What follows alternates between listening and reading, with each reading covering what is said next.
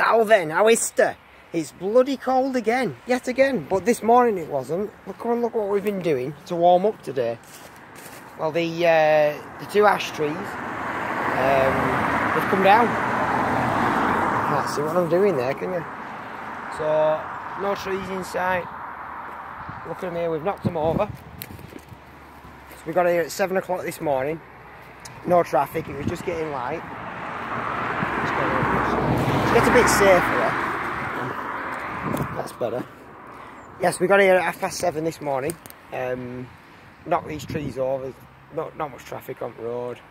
To be honest with you, I don't want to be getting up out of bed at like 6:30 on a Sunday morning to come and knock trees over. But hey, that's how it goes. So the first tree, ideally, if you can just see, is the boundary there. So we had to fell both trees out at 11 o'clock really. So the first tree to get felled was stopping the other one, the one in the corner here, the one that we worked on to take the limb off. It was stopping a straight fell on that, so we felled this tree straight out, and then the idea was to fell the next tree across the first tree. So anyhow, so when you fell in a tree, so I'll show you the weapon that we knocked them over with here. Come here. Get over here.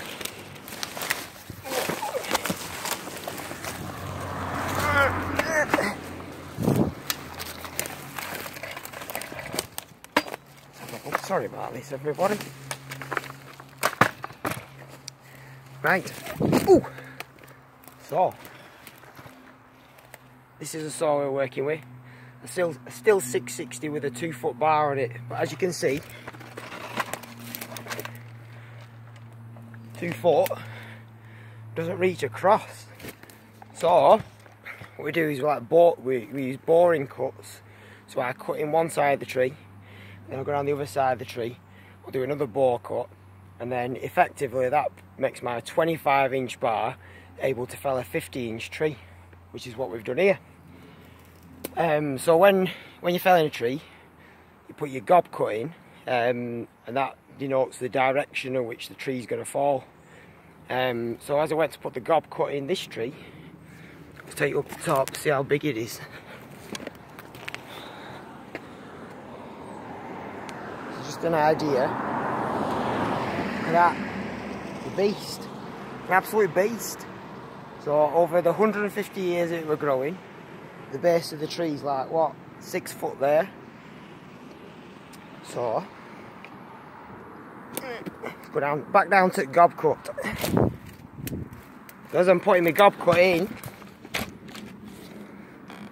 I do like I'll cut in there, usually about a fifth to maybe a quarter of the diameter of the tree, and then as I'm putting my felling cut in, that makes a nice controlled directional fell, nice and safe.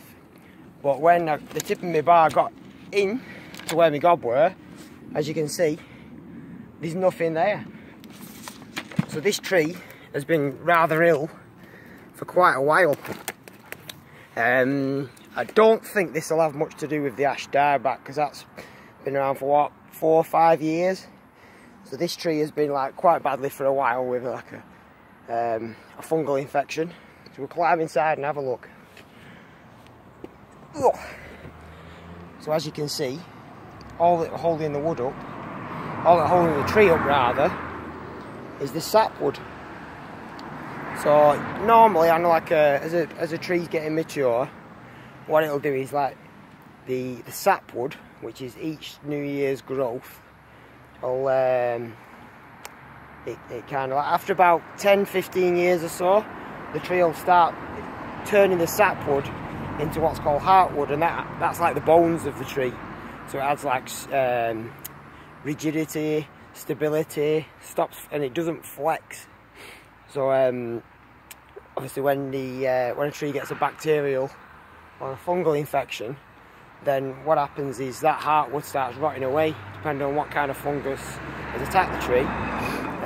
So that the actual rigidity of the tree is compromised then. So once that's rotted away, like this is, this has probably been, the heartwood on this tree's probably been, I don't know, 20, 30 years it's probably been on its way out.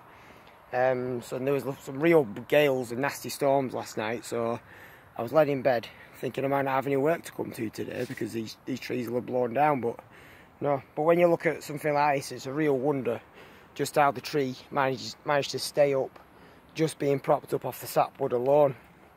So as my boring cut come in for me gob cut, obviously the end of the bar goes into this cavity, so I knew that the tree were hollow. I had a bit of an idea the tree would be hollow before we started, but obviously as the gob cut's put in, that's confirmed.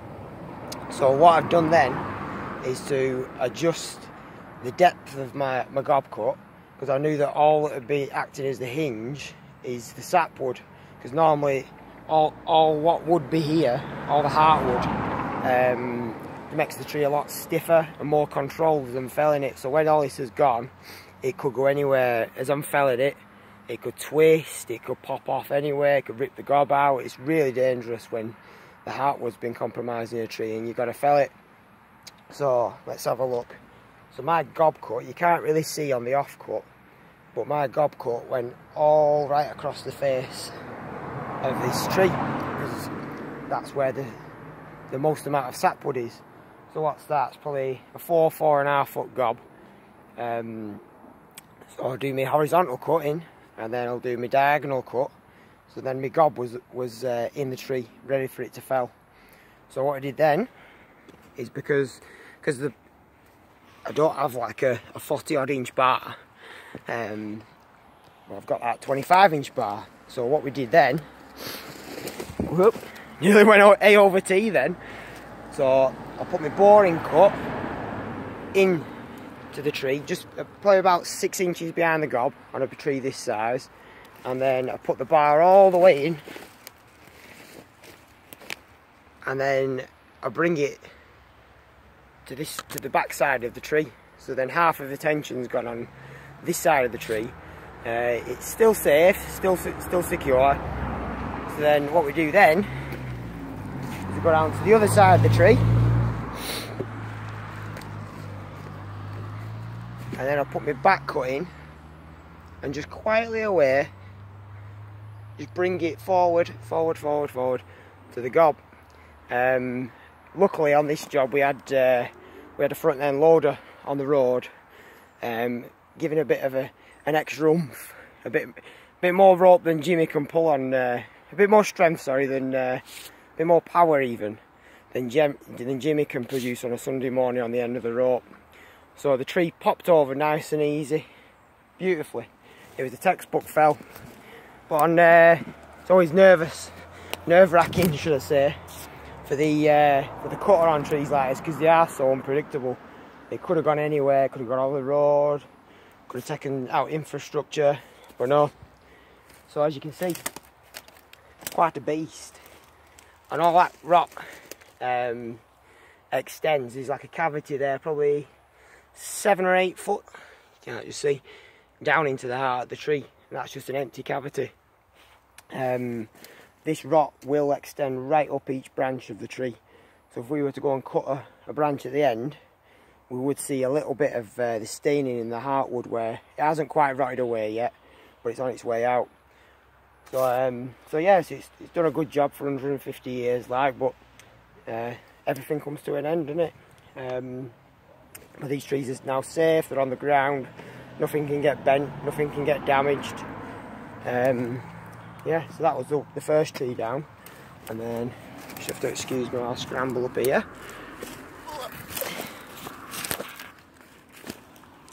So then the second tree here, so you can see that telegraph pole, there was a branch going right out over the top of there and just hanging down.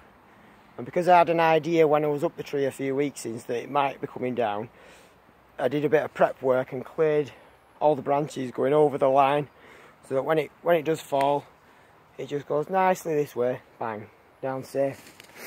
So because the bigger tree was taking up most of the space around here.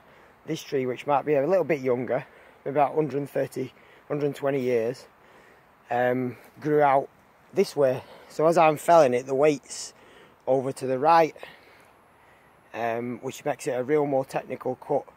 Because if the tree was hollow in the middle, I dare say, as I'm coming with the back cut, it'd go the wrong way and it'd snap that telegraph pole, damage the bridge, block the road, take the power lines down. Danny Porter would not be flavour of the month around here. So, but luckily, when I went in here with my gob cut, you can see the heartwood. The heartwood hasn't been that compromised, but you can see from the staining that the disease is in this tree, and it would end up at some point like its neighbour. So as I put the gob cut in here, solid wood, sound, I thought real do. It's a bit more of a controlled, a safer fell than the tree next door. So it's not quite as big either. What's that, about 3 foot across? So we'll go down to, we'll have a look at what I've cut off, and we can do a bit of CSI on the felling. So this is the top that we've cut off. So you can see there where my gob cut's been put in, and we do the diagonal cut, and then the same again, because my bar won't do it, won't do the felling cut in one cut. I had to bore it, come to the back, and then go down to the other side, and then cut back towards my gob. But because, as you can see, if we look down, there's far more holding wood on this side. So the tree was growing out that way, so naturally it wants to go that way, but I don't want it to go that way. So as I'm coming in with the back cut, I'll leave it's like a wedge of cheese, if you will. So you can see here, there's what, 6-inch holding wood on this side. Going up to here, you're going up to about 12 or 14 inches of holding wood. And what that does is when the tree's falling, it kind of makes it swing round, and it'll swing round the other side of where the thickest cut is. I haven't explained that very well. So as it's going down, all this wood here is flexing and moving, but it's not snapping out. But if it had done it the other way around and put the thick cut on the leaning side, then it definitely snapped out, because there's no holding wood here stopping it from snapping. Dramas, and we don't want a drama at 7 o'clock on a Sunday morning. So yeah, so you can so when you look at a stump from where a tree's been felled, you can just have a look at how good a job the cutter's done in his work, in his craft. So down real nice and safely, which is right, you know. If you're paying someone to do a job, you don't want drama. You don't want drama full stop. Never mind if you're just paying someone to do a job. Right, let me get up here.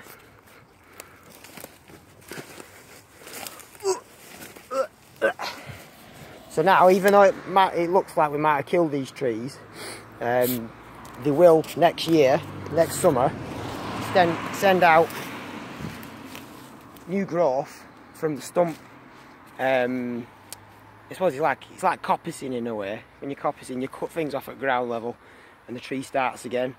So if these trees weren't compromised with dieback and the subsequent infections and fungal infections that they're going to be getting from the dieback, then there's no reason that these trees couldn't carry on grow into a new tree.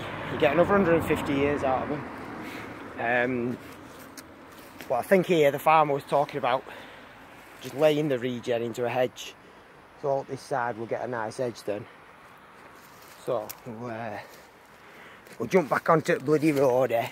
Get a bit dangerous. I like a bit of danger.